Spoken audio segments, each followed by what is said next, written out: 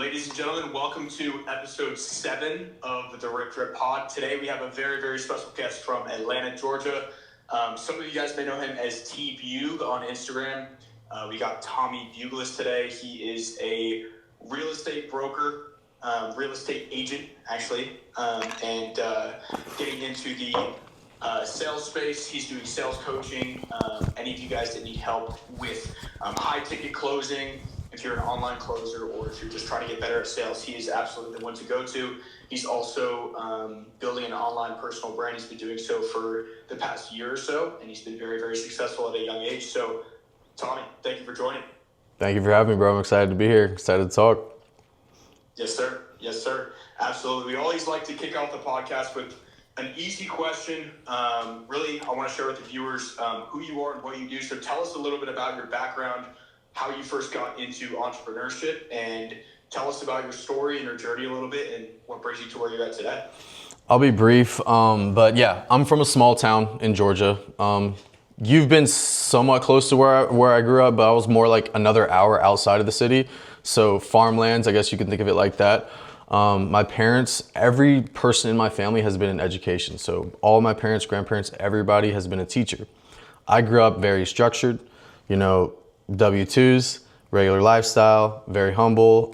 No one really had creative minds, is what I'm saying. No one was an entrepreneur, no one was in business, no one was in sales. And I think that was kind of a polar opposite to my personality growing up. And then I lived such a structured life of this, and this, and you do this, you go to college, this is what you get paid, this is what your life looks like. By like 17, I was like, this is not what I want to do. I want to be different. I'm a little more creative. I'm a little more outgoing. Long story short, I was a good athlete growing up. I went to get a full ride to play college football. Went there, had a rough period just like we all do from like age 18, 19-ish. Played college football, but was drinking, smoking, doing all these different things, whatever, with the wrong people, been arrested, done a lot of stuff, right? And basically went from, structured lifestyle, doing all the right things. I was a good student, great athlete, full ride. And then I was just like, you know what, bro? I got into wholesaling. So that was what I first made some money doing online. Wholesaling real estate when I was 18, playing college football. I would kind of go to football in the mornings till like 3 p.m. Then I would cold call with my boy back here in Atlanta. We would wholesale throughout the night. I think I made a check of like $9,800 in like 22 days when I was like 18 doing both of those. But I was also like drinking and doing all this other stuff all the time. So I was like, bro, I made some money. I don't want to go to school. You know how like everyone today sees like college is a scam and all that stuff? Like I saw that in like 2021. I was like, this is bullshit. So left that, came home. Online business is harder than most people think it is. So the $9,800 was like 1 or 2 times. And then it was like 4 or 5 months of like trenches basically. And then I'm back doing all these things. I'm still young, pretty much had no money because I was blowing all that money. Then I eventually got my life together. Got into basically selling cars. I sold cars, brokered cars, financed cars, did stuff like that for probably a year when I was 19 to 20. Then I met a guy, sold him a TRX, nice truck, and he was like, hey bro, you talk well for a young person. You're good at sales. You're good at this naturally. If you want to make the most money in sales, you need to get into real estate. And I was like, what do you mean? And he was like, bro, I mean, you're going to make $200K a year at the best selling these cars, even if they're nice cars, even if they're Ferraris and whatever. He was like, but in real estate, bro, I mean, there's real estate agents who make millions of dollars. And so I didn't think about it. And then I jumped into it. And this is something I tell my students all the time. Jumped into it with $400 in my bank account, no job, had to pay rent, all these things, a lot of pressure, straight trenches again. Did it, 8 months, shit was not easy. Didn't think it was going to be as hard between getting leads, actually closing deals, understanding what the world of real estate actually looks like, both residential, commercial, all of it.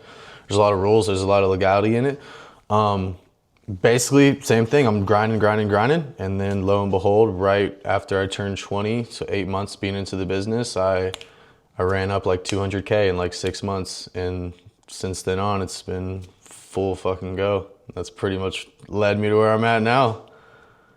Fuck yeah.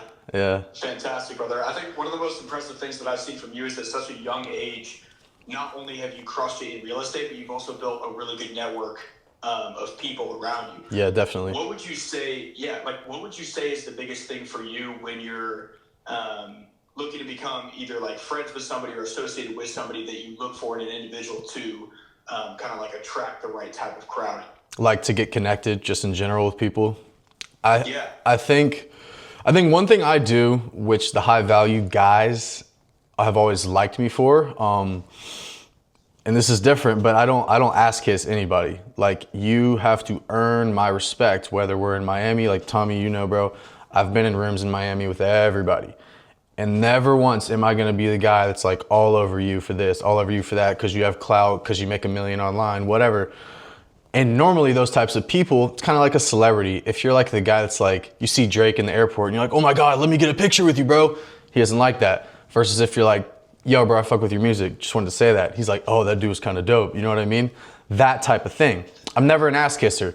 And I stand on my own opinion. That's a lot of things a lot of people don't do either. Like, you can make more money than me. You can drive a better car than me. You can do all these other things. You can be older. If I don't agree with what you just said, I'm going to stand on my opinion. And again, people tend to respect that. So I think when it comes to getting connected with high value people respect somebody no matter how much money you have, no matter what you drive, no matter how much money you make. If you bring value to the table, if you stand on your own opinions and values, and if you don't ask us and you ask the right questions. A lot of these people that are in high positions hear the same questions every single day. They get the same DMs every single day. Bro, I get them every day from the same people now. And it's like, when you say something different, I use this analogy all the time, like talking to a girl, you swipe up on her story and say something completely out of the blue, you grab their attention, and people lean into that.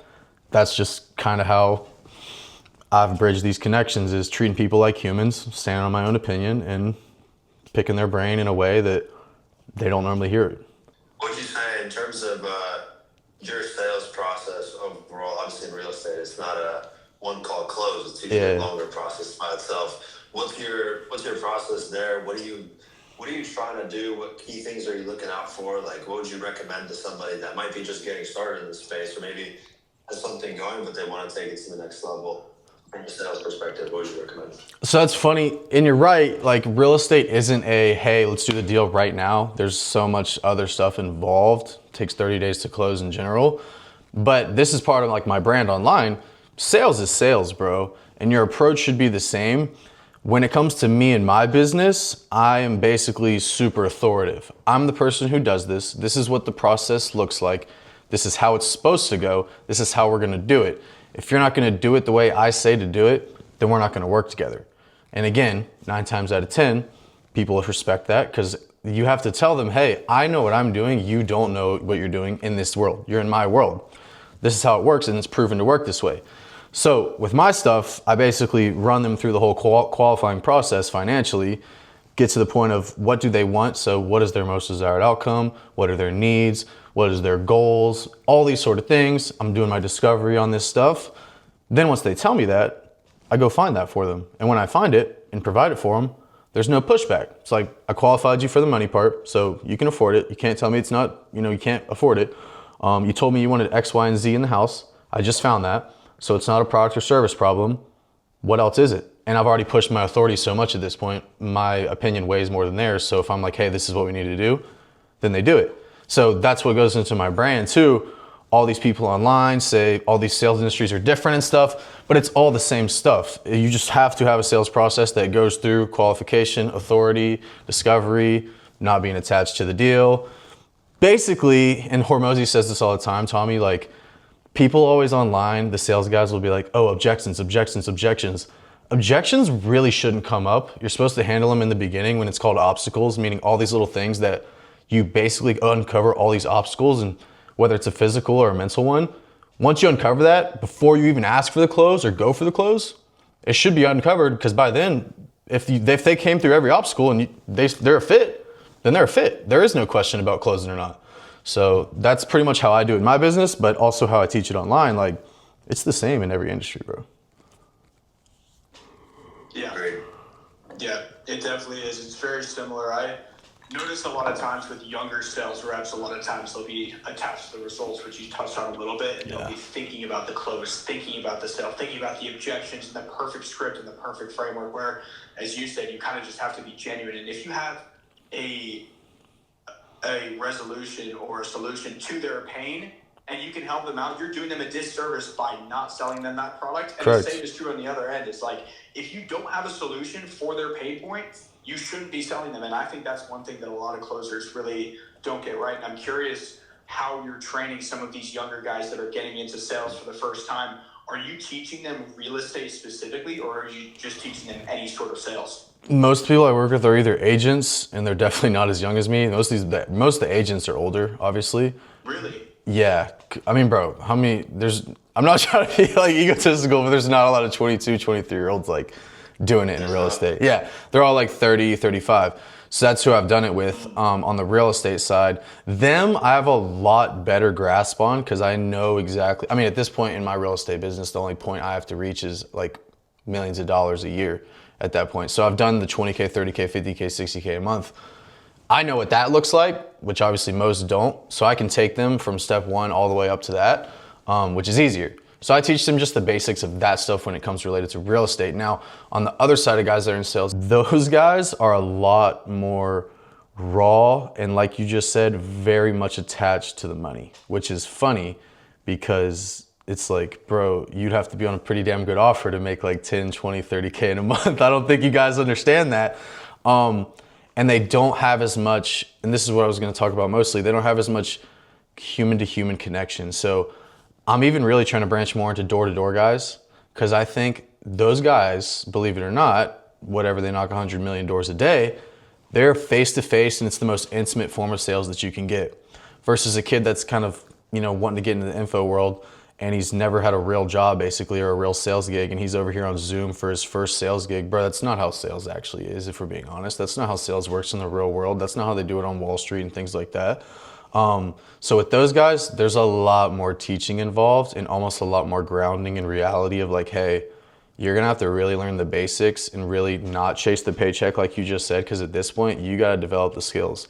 Like Tommy, you've probably seen, one of my best friends is John Mao, one of the biggest creators on WAP, on everything. He's sales coach. Bro, he had to get in the trenches for like 2 years to be a killer on Zoom like this. That's what a lot of them don't get. So that's kind of the difference between who I coach and what kind of angle I take with them. I want to dive into a little bit. You mentioned how you obviously went through a period earlier on when you were kind of doing the partying and drinking, not really locked in. Was there a specific moment or a specific point where you're like, fuck, like I need to lock in. I'm taking my life fully seriously now. Was there a point that you reached where you were just like, enough is enough, and you've touched your hand to the stove so many times that you want to make a change? It's funny you said touch your hand to the stove, because I don't know if you've seen it in myself. I was arrested at one point and like thought that was like rock bottom, but I'm a very addictive personality. I'm either 0 or 100, and like fell right back into it for like 6 months. It was kind of, really it was that period of during real estate when I was making no money in it, but basically grinding my ass off. And then I finally had this one deal. It was my second deal where the commission was like $19,500. So it was like almost a $20,000 check right here in 30 days. And I was 20. And I was like, bro, if I can just lock in right now, put everything else away, do this deal and do the same, structure of this deal 5, 7, 8 times, dude, I'll have 100 G's in my pocket in the next few months. That was kind of what I did. So it wasn't necessarily that a switch flipped. It was like, hey, it felt like it was divine. It was like God was like, hey, I'm gonna give you a chance, and you're either gonna take it seriously and run with it, or you're just gonna keep bullshitting and basically keep pushing your success to the side. And so I basically, at that point, was like, all right, this is my shot. I need to go for it. And ever since then, I've been pretty disciplined in all areas of my life, and that's how it worked basically for me.